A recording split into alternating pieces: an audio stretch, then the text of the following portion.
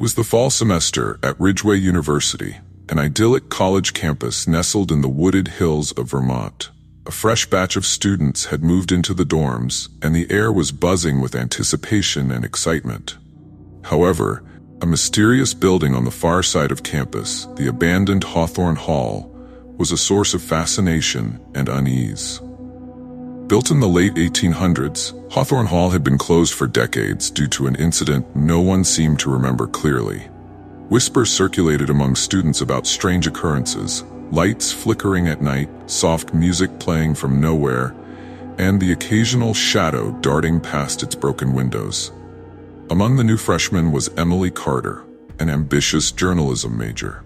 With her roommates, Cassie and Ryan, she made a pact to uncover the truth behind the legend of Hawthorne Hall. Chapter 1. The Dare. It all started on a chilly Friday night. The trio, along with a few other students, gathered around a fire pit near the dorms. Stories of Hawthorne Hall dominated the conversation. "You wouldn't last 5 minutes in there," mocked Nate, a senior notorious for his bravado. Emily's curiosity flared. "I'll do it," she said firmly, "but only if you come too."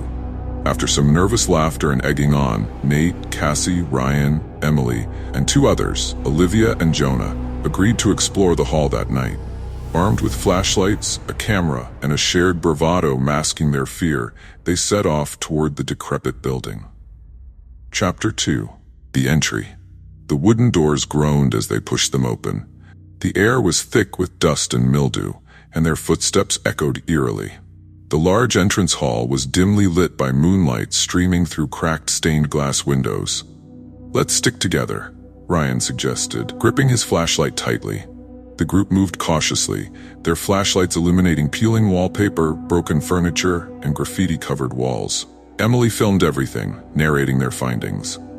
"This place is straight out of a horror movie," Olivia whispered. Suddenly, they heard a faint laugh. It was high-pitched, childlike, and chilling. "Did you hear that?"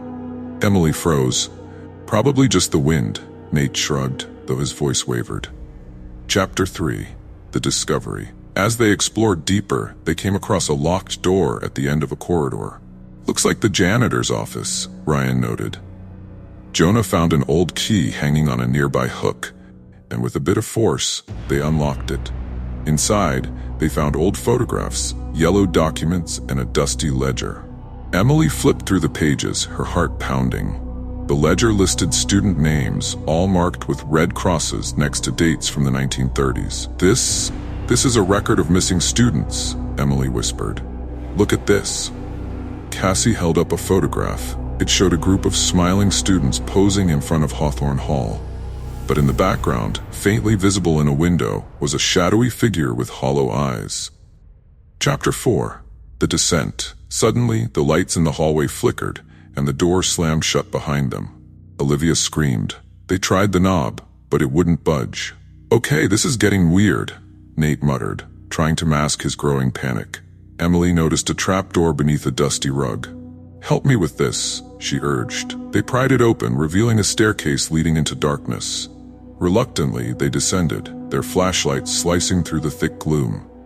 The basement was worse than they imagined, an expansive, cold space filled with rusted hospital beds, restraints, and unsettling tools. "This must have been some kind of asylum," Jonah guessed. Suddenly, they heard footsteps approaching. "Who's there?" Cassie shouted, her voice trembling. A shadowy figure appeared at the edge of their flashlight beams, its movements unnatural and jerky. Chapter 5. The Entity. The figure stepped closer, revealing a gaunt woman in a tattered nurse's uniform. Her face was pale, her eyes sunken and lifeless. "Leave, now," she hissed, her voice layered with an otherworldly echo. The group turned to flee, but the staircase they had descended was gone, replaced by a solid brick wall.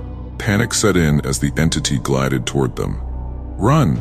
Ryan shouted, leading the way through a maze of corridors. The deeper they went, the more the walls seemed to close in. Whispers surrounded them, growing louder with each step. The air grew colder, and their breaths became visible. Chapter 6. The Truth. They stumbled into a small room with a desk and a journal lying open. Emily quickly skimmed the entries. It belonged to a former headmaster who confessed to conducting illegal experiments on students to cure mental illness. The experiments had unleashed something dark, a malevolent spirit that thrived on fear and suffering. "We're trapped in here because of it," Emily said, her voice shaking. "It feeds on us." Suddenly the door slammed shut. The entity appeared again, its form shifting and twisting. Chapter 7: The Escape. "Over there." Jonah pointed to a narrow tunnel partially hidden behind debris. One by one they crawled through, the entity's wails echoing behind them. The tunnel led to a crumbling section of the building. Using a rusted pipe, Nate broke through a weakened wall, and they spilled out onto the campus lawn, gasping for air. When they looked back, Hawthorne Hall stood silent and dark, as if mocking them. The next day, Emily tried to access the footage on her camera, but it was corrupted. No one believed their story, dismissing it as a prank or a group hallucination. Weeks later, Emily noticed something strange. In the corner of a group photo taken outside their dorm, a shadowy figure with hollow eyes lingered in the background. Hawthorne Hall had marked them, and they knew they would never truly escape its grasp.